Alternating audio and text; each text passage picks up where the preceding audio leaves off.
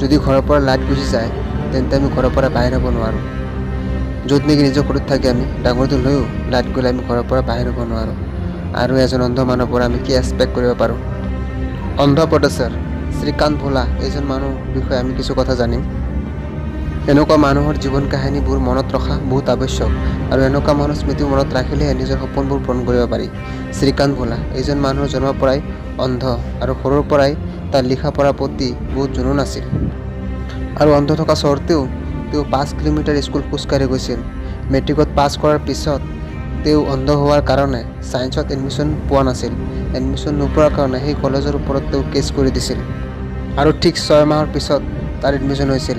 আৰু তাত কেৱল এডমিশ্যনেই হোৱা নাছিল, বৰঞ্চ সেই কলেজৰ পৰা 98% পাই পাছ কৰি কলেজৰ টপ হৈ আহিছিল।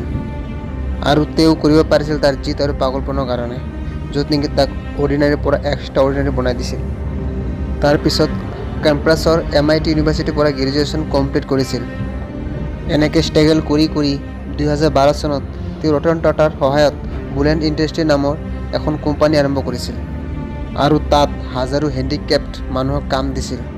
2018 চনৰ এই কোম্পানীৰ টাৰ্ণঅভাৰ আছিল 150 কোটি টকা, য'ত এইজন মানুহ নিজে অন্ধ আছিল আৰু বহুতো মানুহক কাম দিছিল নিজৰ কোম্পানীত। আৰু ইয়াৰ কাৰণে 2017 চনত ফৰ্বছৰ 30 আণ্ডাৰৰ 30ৰ লিষ্টত তেওঁৰ নাম চামিল কৰি দিছিল। ইমান সমস্যাৰ মাজতো এইজন মানুহে কৰিব পাৰিছিল। এতিয়া তুমি ভাবা তুমি কি কৰিব পাৰিবা? এই অন্ধ মানুহে নিজৰ কোম্পানী খুলি হাজাৰজন মানুহক চাকৰি দিব পাৰে, তেন্তে তুমি কি কৰি আছা? তোমাৰতো চব বডি পাৰ্টছ ঠিকেই আছে, তুমি কিয় কৰিব নোৱাৰা? তোমাৰ কামৰ প্ৰতি এনেকুৱা জিত আৰু পাগলপন আনিব পাৰিব লাগিব, তেতিয়াহে এনেকুৱা মানুহৰ লিষ্টত তুমিও আহিব পাৰিবা।